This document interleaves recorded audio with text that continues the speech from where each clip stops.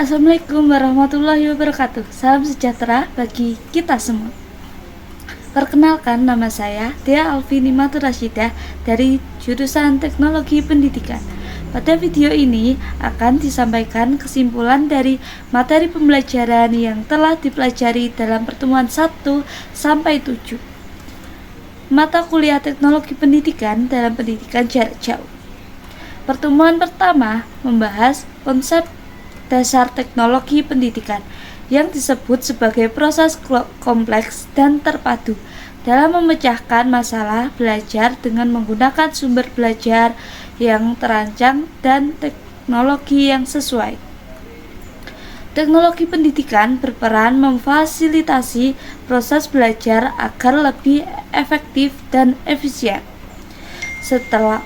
Sejarah dan definisi teknologi pendidikan berkembang sejak tahun 1950-an, di mana teknologi ini pertama kali dirancang untuk mengendalikan proses belajar melalui pesan-pesan yang disampaikan secara terstruktur.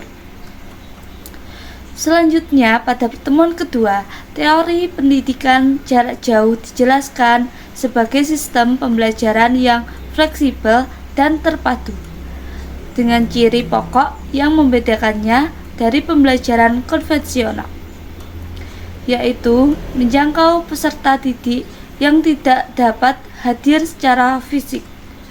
Faktor pendorong seperti kebutuhan akses pendidikan lebih luas dan hambatan seperti keterbatasan teknologi turut dibahas.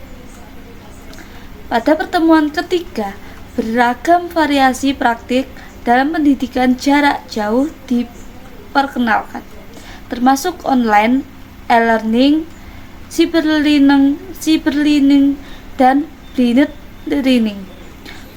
Variasi ini menunjukkan fleksibilitas penggunaan teknologi dalam pendekatan dalam penyelenggaraan pembelajaran jarak jauh.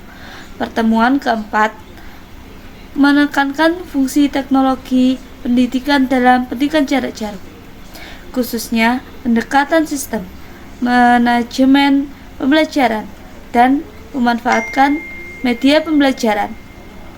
Fungsi ini berkontribusi dalam mengatur dan memperlancar pelaksanaan pembelajaran jarak jauh agar lebih terstruktur dan terkelola dengan baik.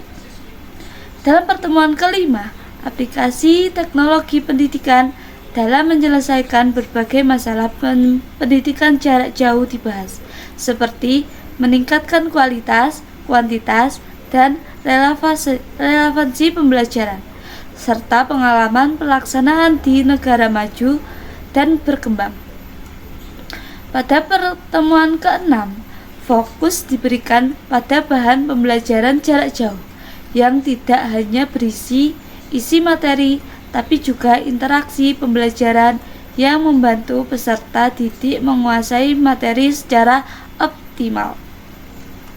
Langkah-langkah sistematik dalam pengembangan bahan pembelajaran dan penilaian hasil belajar juga dibahas. Terakhir, pertemuan ke-7 mengulas manajemen pembelajaran PJJ berbasis teknologi pendidikan, termasuk struktur organisasi, biaya, dan yang berpusat pada peserta didik, serta pengelolaan bahan pembelajaran, mulai dari persiapan sampai distribusi. Demikian kesimpulan singkat materi pembelajaran pertemuan 1 sampai 7 sebagai fondasi pemahaman teknologi pendidikan dalam pendidikan jarak jauh. Terima kasih atas perhatian Anda.